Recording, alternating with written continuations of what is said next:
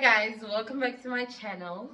Back with another video. If you are a new subby, welcome my love. This is home away from home. This is where you feel comfortable and you feel the peace.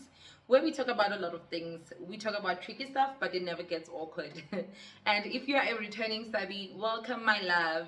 Please don't forget I love you and I appreciate the love that you keep showing me. We are on the hashtag road to 100 subbies, so don't shy away from sharing the videos with your friends and families, and don't also shy away from liking the videos, because honestly speaking, the more you like my videos, the more you help us to grow, because liked videos help YouTube to share with other people who haven't seen the video to watch it, so it's gonna keep suggesting the video to new YouTube users or other YouTubers. You get me? So let's get right into it. Today I will be reviewing a book that I just finished reading, so in a period of 3 days actually, and it's a beautiful book. Here's the book.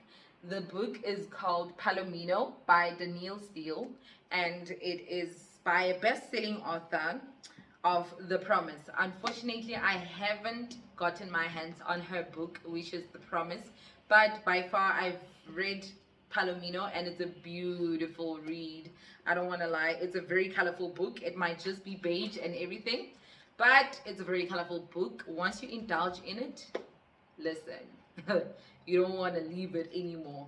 I've tried to read the book before and I only read it halfway through. Unfortunately, I wasn't so invested in reading at that time, and I wasn't disciplined when it comes to reading, and I didn't understand when you are reading a book, what do you need to do? How do you indulge inside a book? How do you get to understand and feel everything that is being described? So now that I'm more mature, I think, and I understand what you have to do when you're reading a book, I decided I'm going to review this book for other people who've read it maybe, and for those who are interested in getting the book. I got the book for 399 Rand. It was from this other bookstore in Krugersdorp, and I don't know the name of the bookstore, but I know it's in town. And it's a 323 page book. So I managed to read 323 pages in 3 days, and I'm very happy and proud of myself. So I'm gonna get right into it, and listen, grab some wine, because I also have wine. I've been shooting something, so I decided why not shoot the review today, just so I can hit two birds with one stone, get it over and done with, you know. So grab some wine and listen and watch whilst I also sip my wine. So in our book, by the way, I make notes already, so I'm going to keep looking down to check out my notes. I don't want to now be messing up my review. It's my first book review, so I really would love for it to go as smoothly as possible. Now, in Palomino, there's a reason behind the term or the title Palomino. Palomino is horse that is in a particular color, so it's very specific in its appearance and so forth. I will try to put the description maybe on the side. Now, we have characters in this book, and the protagonist is Samantha Taylor. She's a 30-year-old as the book starts, and she's married. She's married to a man named John Taylor, and John Taylor is 32 years. So they've been together for 11 years, and within the 11 years they were dating for 4, and they've been married for 7 years. So now I'm not going to be giving you the entire script of the book. Honestly, it would take me years. I will just summarize the climax, because that is where the book starts. It starts on a climax. Now Samantha and John are married for 7 years, and just after their 7th year anniversary, John one day comes home from work. Now, before I get into that, John Taylor is a news broadcaster. He's a popularly known news broadcaster. People see him on TV every single day. From 6 p.m., he's on your screens. So in Los Angeles, popularly known, and throughout the world, because people watch news everywhere. And Samantha Taylor, the wife, is an award-winning art director at a very popularly known agency, or rather an advertising agency. So just to give you a background of their lives, they live in an apartment in Los Angeles. It's obviously in the CBD, or rather in town, and they make money. Yes, they are only together. There's no child involved in the marriage.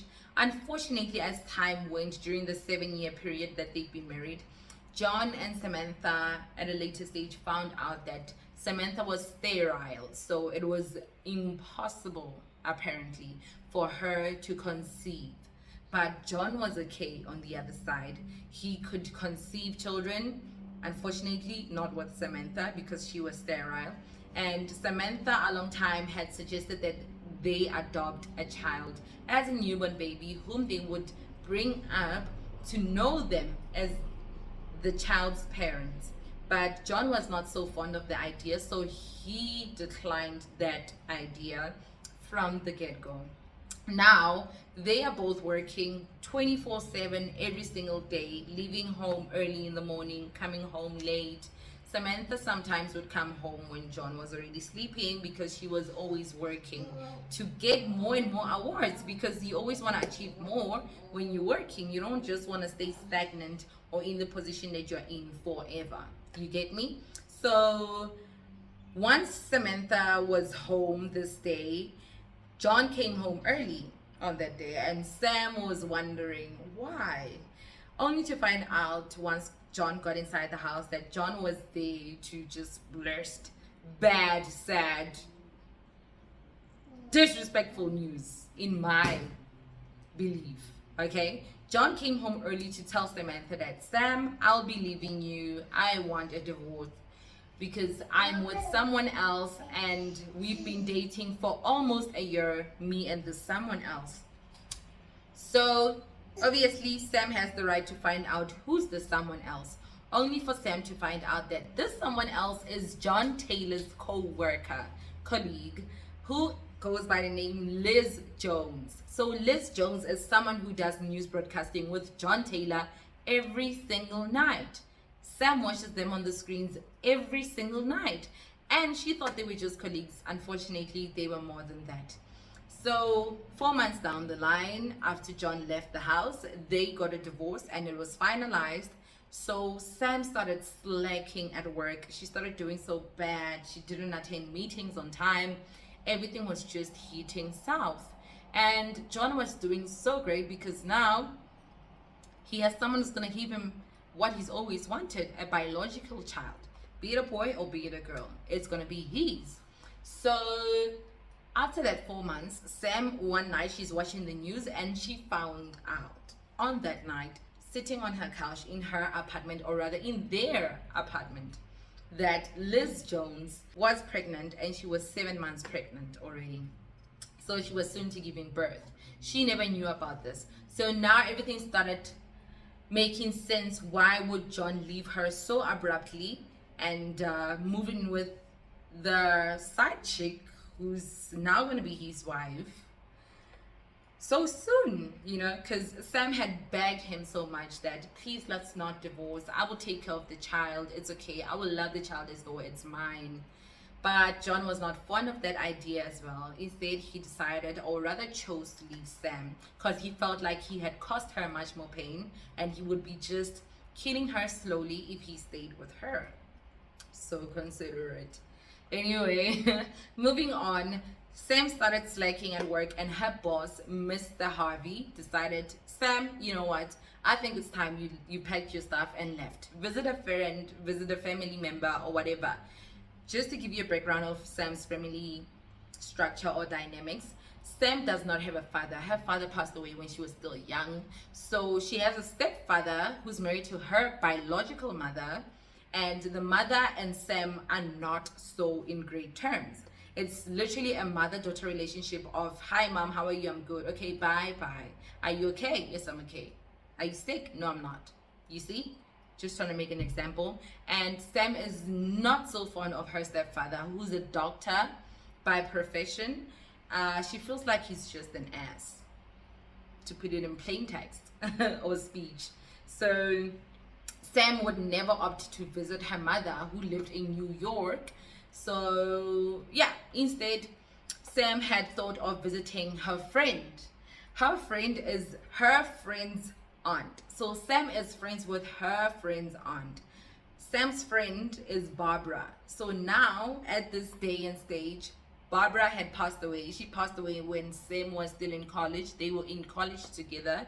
Unfortunately, she passed away when they were 20 years old. And since then, Sam has still been friends with her best friend's aunt. So the aunt's name is Caroline Lord. She owns a ranch in California and she is single. Let me put that in inverted commas. She is single.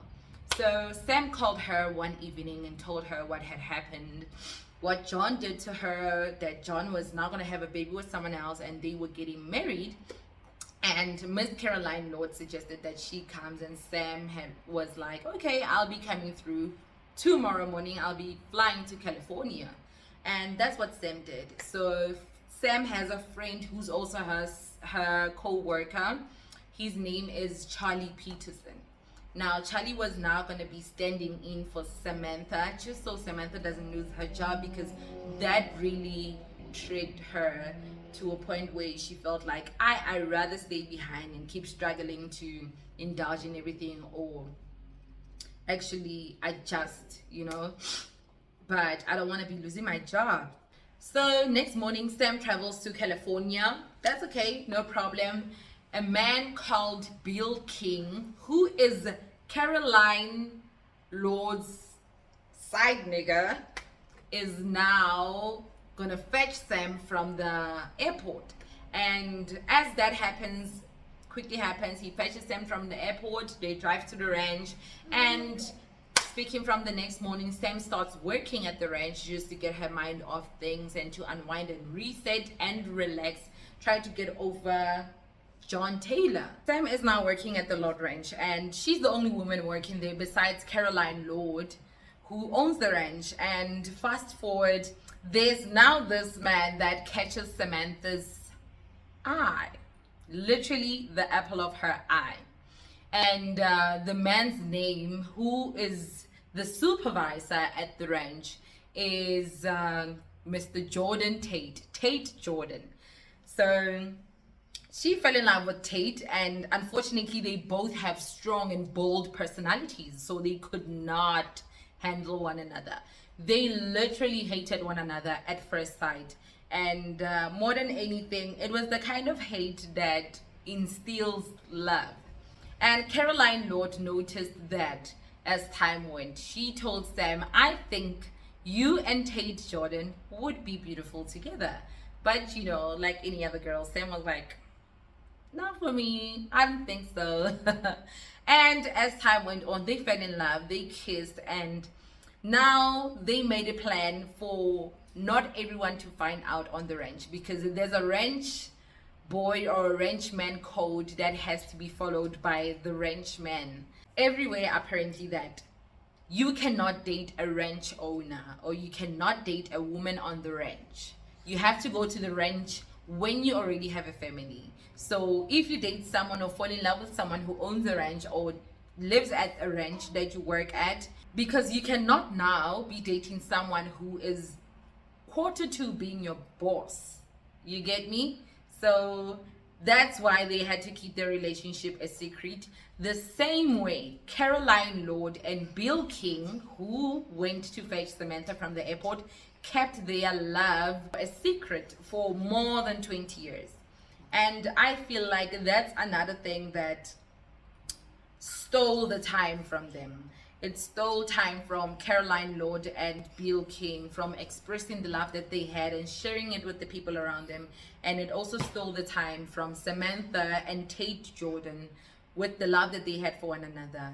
So fast forward, they fell in love, and it got to a point where them having to keep it a secret, they would only visit one another's rooms or cabins at night. Samantha had to leave Caroline Lord's house through the window to visit Tate Jordan. So that is how they would get intimate, where they would share a lot of time together. And, And one night, as I'm fast forwarding along their relationship, Tate Jordan had bought a color displaying television. So he got the set to surprise Samantha because they didn't have any color TVs. It was literally those vintage ones, black and white, you know.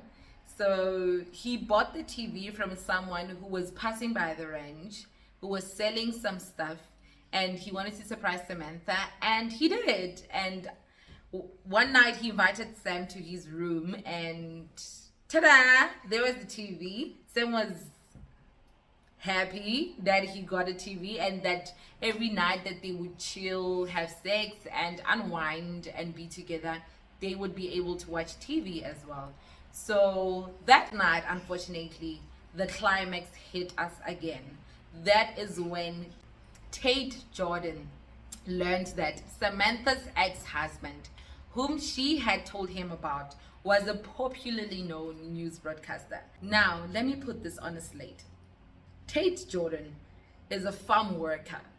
Basically, he's a ranch worker. He's a ranchman who probably earns 18,000 in a year or 20,000 in a year. And John Taylor, Samantha's ex-husband, he's popularly known. He has money. He lives in Los Angeles. And, you know, he makes much more money than Tate Jordan. So Tate opened the TV and boom, news flash. There was John Taylor's face on the screens.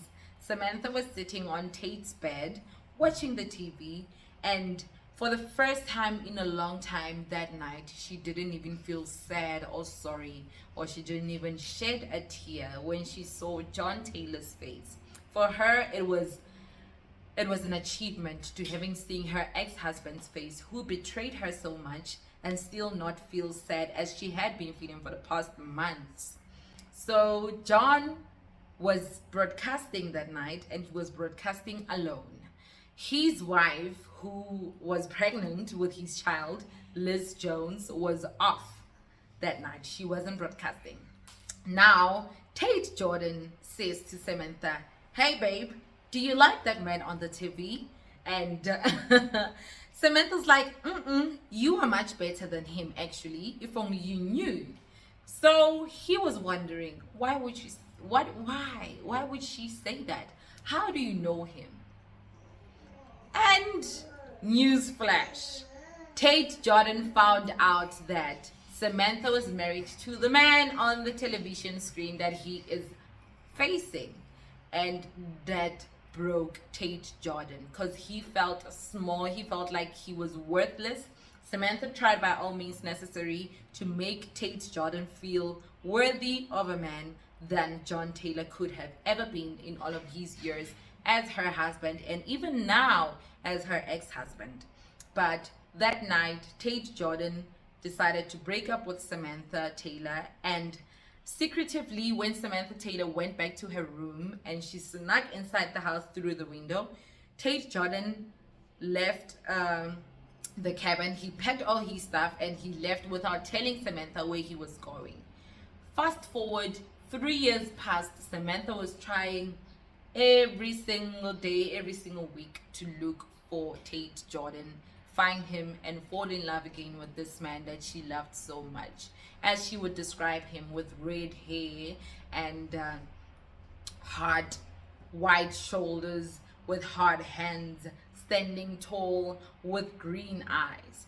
Now, within the 3 years that Samantha was trying to find Tate Jordan, the second man that she fell in love with, according to my notes and the book, Samantha went through a tragic experience where she visited a ranch where she was shooting an advert at, and she was traveling with her crew. Charlie Peterson, who is her co-worker and a friend as well, was also there. And on the ranch that they were shooting at, she got on a horse. It was called the Gray Stallion, and unfortunately the horse threw her off a cliff and she broke ribs, she broke her waist, and she broke she broke an arm, yes, and her neck was also turned You know, it was just an entire mess. It was a very bad experience, tragic moment where we are now hitting the dip. It's no longer a climax because it's sad news. It's a very sad scene and it lasts for so long in the book. Samantha was hospitalized for at least 8 months and they had assumed she would die because she was in a position or a state where it was almost beyond repair. But Charlie, her friend who was traveling with her, made sure that she was going to be attended to, and whatever medical possibilities they were to implement those to make sure that she survives and she's okay. Remember now, the only person that Sam has, it's her friend, Charlie Peterson. She doesn't like her mother, she doesn't like her stepfather, she doesn't like her ex-husband, obviously, who left her. So there's no one to call. Charlie is the only person that could have been called if he was the next of kin, whereas he also didn't know what to do. So he applied himself as the next of kin and he made sure Sam was treated with care. And now Sam was going through the entire tragedy for at least a year. She broke her spine. I forgot what the bone is classified as, but she could not walk anymore. She was never to walk again. But she would now be able to, she didn't get any brain damage, so she could work, continue being an art director in the biggest agency in Los Angeles, but she could not work, so she had to adjust to that lifestyle now. So moving on, John Taylor and Liz Jones, on the other hand, they had given birth to a beautiful baby girl, and moving on with life, they had gotten married 4 months after he finalized his divorce with Samantha. And Sam was still looking for Tate Jordan, the man that she met at the ranch. 3 years down the line, he was still nowhere to be found. So now that Sam had gone through this tragic experience, she now had decided abruptly that she didn't want to be chasing money or be within the red race anymore to Los Angeles and go back to California and start a life there. As though this is a fate. By the time Samantha was close to deciding to go back to California and permanently live there, she gets a call from Caroline that Bill King passed away. So Bill had a problem with arthritis, and I think there was another diagnosis that I think they mentioned, but I'm not so certain about or so clued up about. And for the longest time, within the 20 years that Caroline Lord and Bill King were together, she knew that he had arthritis and he had other complications in his life and health issues. So Bill King had passed away. He firstly had his first heart attack. He recovered from that, and then weeks later he got hit by another heart attack, which he succumbed to, unfortunately. And Sam could not now travel or do anything because he was still trying to adjust to living the way, or rather in the condition that she was in. She could not walk. She would have to wait for a friend to go to work. He would help her out, so forth. And now it was another process of getting a new apartment where she didn't have to climb stairs and all of that. And fortunately so, she found an apartment that was lower level where her friend lived, Charlie Peterson.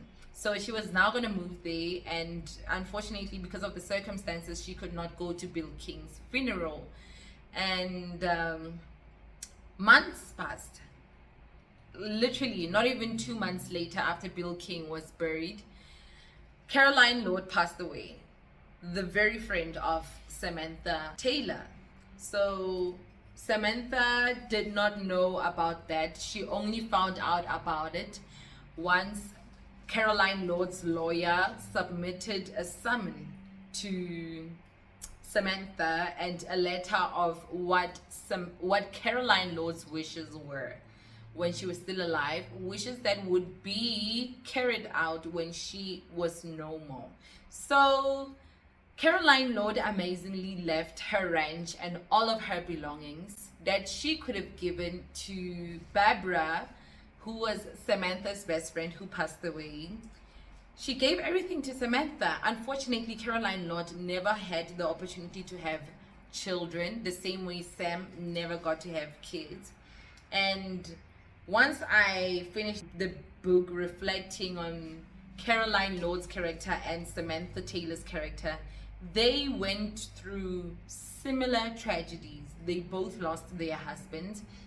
Caroline Lord's husband passed away. They were never divorced, but they lived Hollywood life. They never had the time to have children. It was never an option for them. So for Samantha Taylor, unfortunately, she wanted children, but she never got to have them because she couldn't have them. So there's similarities in their stories.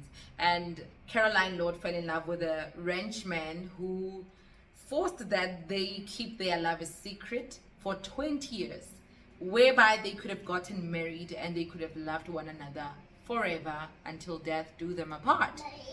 So the same thing happened with Samantha. She fell in love with Tate Jordan, who left her, and she's been seeking so passionately for the last 3 years with no luck.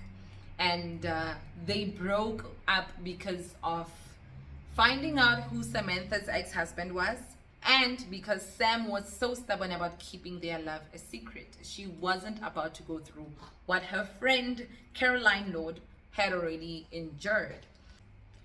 So moving on, Caroline Lord has passed away. Sam owns the ranch. She now has to decide what she'll be doing with the ranch. And it's been at least 2 years since she left the ranch, when she went there to go reset, unwind, and relieve herself of all the pressure that she was feeling from the divorce and everything that her husband put her through. Now she is paralyzed. She can't walk, and she's impaired in a way, you get. So now it's a matter of deciding what she'll be doing with the ranch.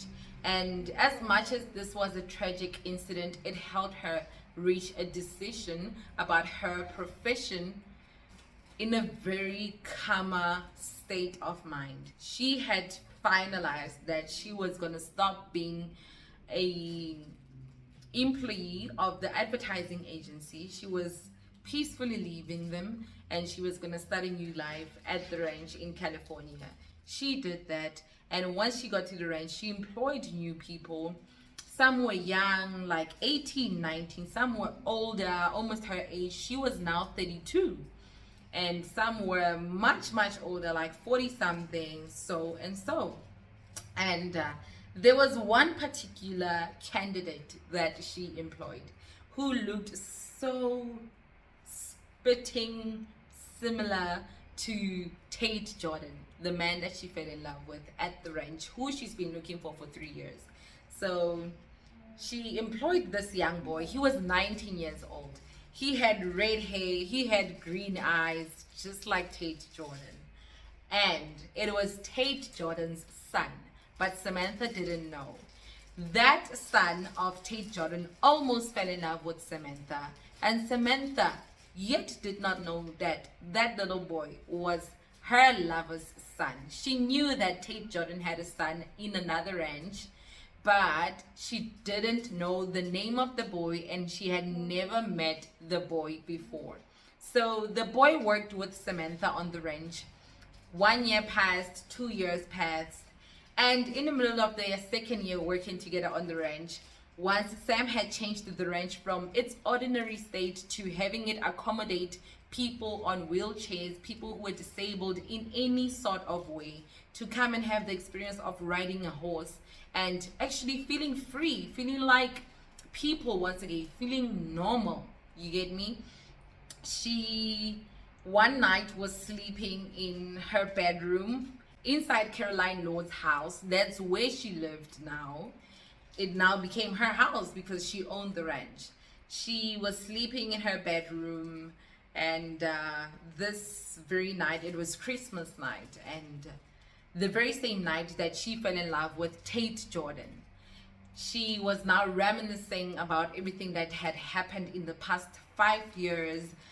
The first day she met her ex-husband, how much she loved him when he left her, how much pain she felt when he left her, what she could have done different that could have maybe saved her marriage. All of those things were going through her mind that night.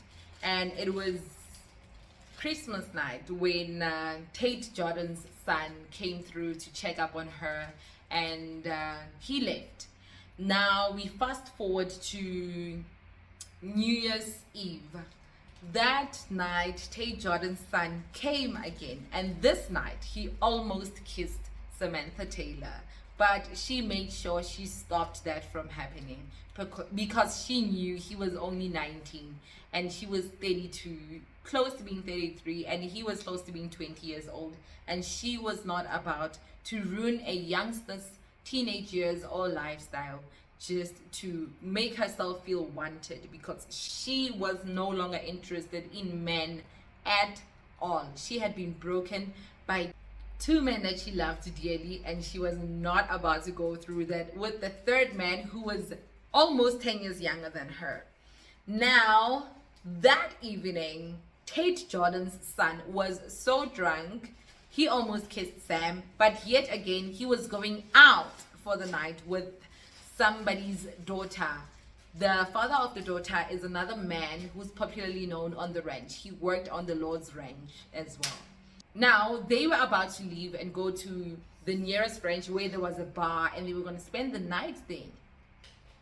Unfortunately, another tragedy occurred where Tate Jordan's son and the daughter of another ranch worker passed by some road at night. They were super sloshed with alcohol, intoxicated beyond, I don't know, you figure it out. They were so drunk, and Tate Jordan's son was driving the car that they were traveling in. He lost control of the vehicle as he was the driver, and they hit the tree, the biggest tree by that road, and unfortunately he succumbed to the injuries. He passed right there at the scene, and he was no more.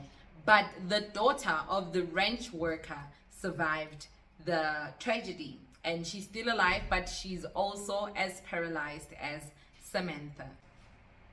Now, the tragedy is also a climax. I don't know how to put this. It's a tragedy, it's an anti-climax, it's a climax. It's everything, because this tragedy worked in our favor, but it also didn't. It took somebody else's life, but it also brought someone back. This is when Samantha found out that that little boy with red hair and green eyes was Tate Jordan's son, her lost lover. Now, it's tragic, first of all, that she just found that out, and she's been looking for this man for a very long time. She had found out where this Tate Jordan man is, or has been, for the past 3 to 5 years, as she's been looking for him, and she even had given up. And yet again, she has to write a letter to this lost lover in a sense, or in a state of mind where she's not speaking to him as her lost lover, but as somebody who just lost a child. And she has to send him a letter. She now has the address. They got Tate Jordan's address from the little boy's belongings. They found a letter where he had written, "If anything happens to me, these are the contact details for my father. Please contact him on this number. If you want to reach him, he's at this and this and this, or that and that's ranch. You'll find him there. It's this many kilometers or miles away." Whoa. Now Sam doesn't know how to feel. She doesn't know whether she should be excited. She's also scared Tate Jordan might come back to the ranch and she might still fall in love with him. She's scared that she's now different. She can't walk. She's paralyzed. So to her, she's nothing. She's sterile. She could never give him a child. The same way she could not give John a child. She might not be able, well, not even might, she won't be able to give Tate Jordan a child. She won't be able to feel the same way she felt with him. because he had been gone for more than 5 years, and he also didn't know that she can't walk anymore. So she now writes the letter to inform him that his son passed away, and she explains the entire incident and tells him that they are going to bury his son next to Bill King and Caroline Lord, those that owned the ranch, at the ranch. And a few weeks later, Tate Jordan arrives at the ranch to come and check out where his son was last resting. And Samantha decides to hide. She plays hide and seek now because she's not ready to face this man who hurt her so much just after she was trying to adjust to losing her husband to another woman. So this made her very insecure. And now, as Tate Jordan came, Sam decided, I don't want to see him. And she told the man at the ranch that, don't tell him that I'm around. Tell him I went to a meeting somewhere, just so he doesn't demand to see me. And that's what they did. And unfortunately, Tate Jordan came for the second round. And this second time, Sam was out riding on her horse. She called it Black Beauty. And Tate Jordan found her. And they had an argument just after having a very loving conversation about Tate Jordan's son, who had now passed away. So they had an argument, and this argument led Tate Jordan to realizing that Sam could not walk again. Now, Sam was so embarrassed, she flee from the scene and she left Tate behind. She didn't even want to discuss it anymore. But Tate was like, girl, forget about that, because I'm gonna love you as you are. Tate was like, listen, I just noticed this and this and that, but I don't care about you not being able to walk again. I don't care about you not being able to do certain things anymore. What I care about is I need to fix the wrongs that I did back then. And I need to love you just as I have always loved you. For the years that I left you behind, I thought I was giving you space to go back to your ex-husband. I thought that because he could be making a lot more money than I was making as a ranchman, you would fall in love with him again, and he would come back to come and fetch you and say he wants you back, and you would leave me for him. But in the senses that you explain, you never left. I actually loved you throughout those 5 years that you say you were looking for me. I also tried to look for you, but I never had the guts to find you. I didn't know how I was going to explain myself to you. You know.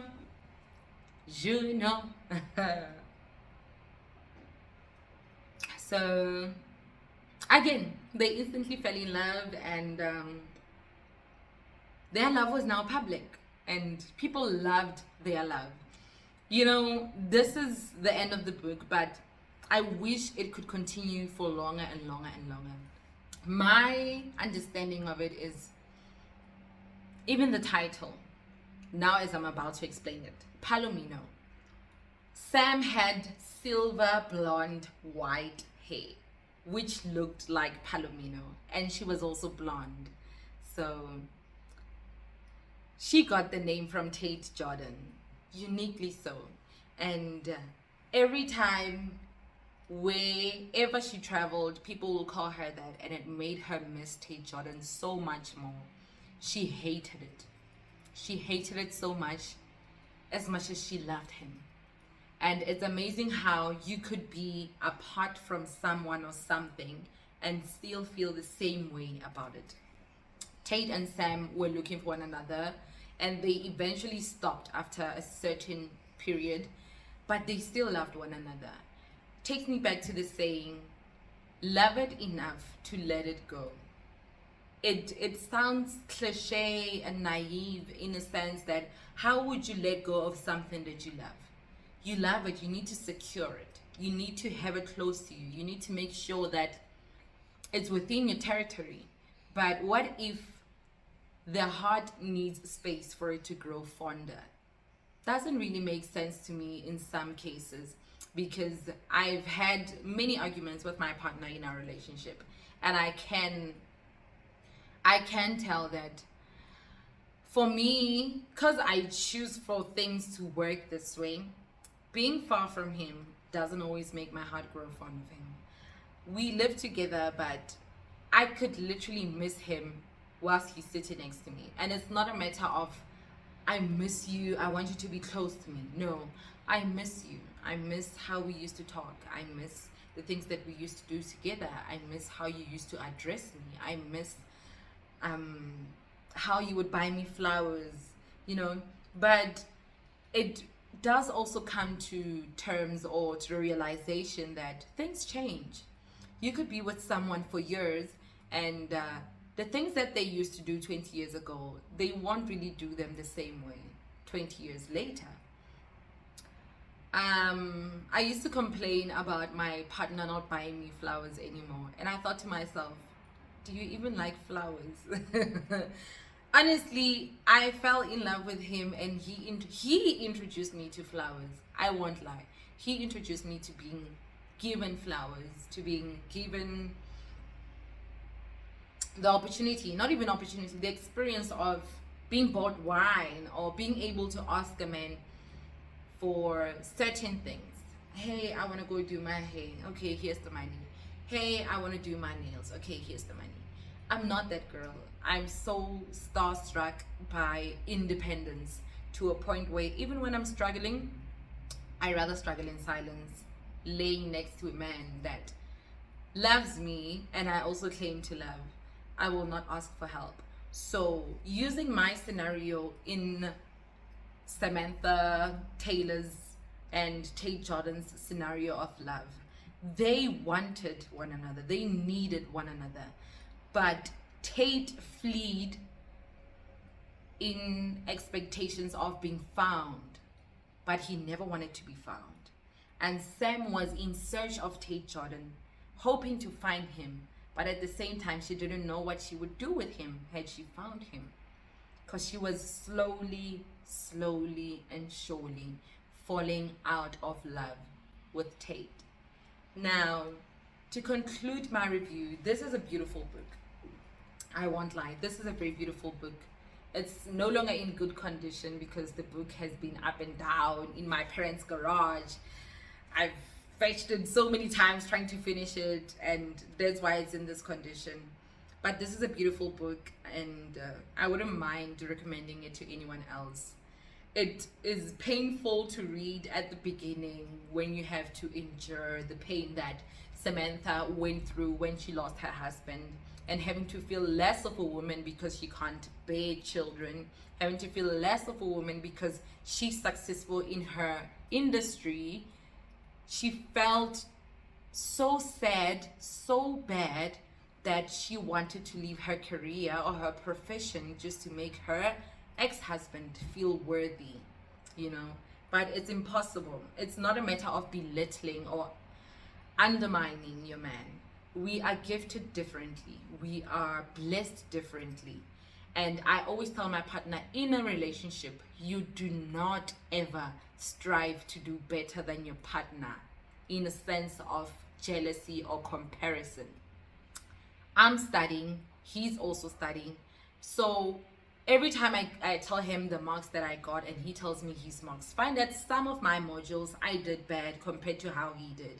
And it's not, for me, I don't know about him, but for me, every time he says I got a distinction for programming because he's into that, I feel proud, and so proud in a sense of, I'm like, in my head, he got a distinction, I need to also get a distinction to make him proud, because I want him to feel as proud as I'm also feeling with him having gotten a distinction. So in a relationship, you do not get to a point where it's now competition. You compete beautifully. That's how I think I want to deliver this message. Compete in a sense of wanting to see the other part of you grow. And by the other part of you, I mean your partner. Compete in a sense of, baby, I have a car. I want to help you work hard enough to see you buy your own car as well. Baby, I have a house. I want to help you work hard enough to see you own your own house. Not that I'm chasing you away from my house. I want you to be on the same leverage or a higher one. Be on a pedestal that not every woman can reach. And I don't want it to be achieved in a sense of, oh, she got that because her man. No, I want you to achieve all of that because you are worth it. You work hard. You put your mind into what you want, and you deserve it. You know, and you are your own woman before you are my woman, or you are your own man before you are my man.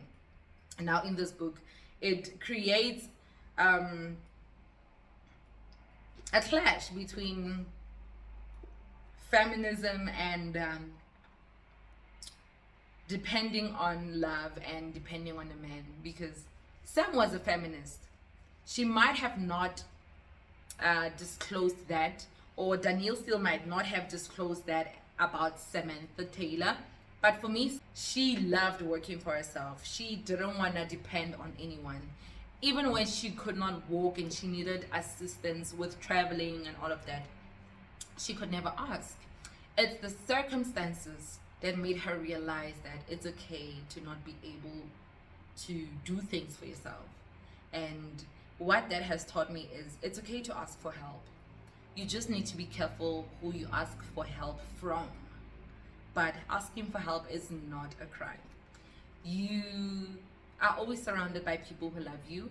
Some may not love you as much as others, but it should be comfortable for you to call your mom, call your brother, call your dad, call your sister, your cousins. Tell them, even if you do not disclose all your issues, just tell them, for instance, I haven't eaten today. Could you buy me food? I need money for petrol. I need a place to stay, you know? The one person that you least expect could help you, could be your lifesaver. The same way Tate Jordan saved Samantha from herself, where she thought no man could ever love her again. And she found love where she least expected to find it. So that's it for me, guys. That was my review. I really hope you watch up to this far. If you do, don't forget to leave a heart and leave a comment of what you think about the book. And more than anything, don't forget to subscribe. Don't forget to share the video, like the video so that YouTube can recommend it to other people, so other people can also see it and watch it. Thank you so much, guys. It's been so nice and beautiful to be with you or having you here, and I look forward to growing the channel further. Also, do recommend other books that you think I should be reading. I'm on the journey of starting Gabrielle Union's book. We're gonna need some wine. We're gonna need more wine, actually. And her other book, which I forgot the title. I have them as ebooks, but unfortunately I need hard copies because I want to review them just as this book and make notes and all of that. I want to have the book just as the one that I have right now. So I am gonna purchase them, and after purchasing them, I will post on my Instagram. Do follow me on Instagram because I post about my readings there before I get to YouTube. So do follow me on Instagram. I will post about them and I will review them. Most probably I will get the book around October because I thought to myself, let me get it right now, read it and get it over and done with. But my friend had already finished the book and she advised me that it's a very beautiful book and it's very emotional and it might trigger me in some instances. So she advised that I get one and that I read the book when I'm calm. So I also advised myself to just get it as a birthday gift because my birthday is on the 17th of October. I wish to have reached 100 subscribers by then so that it's my birthday gift, but if not, we continue striving. Thank you for watching, guys. Bye.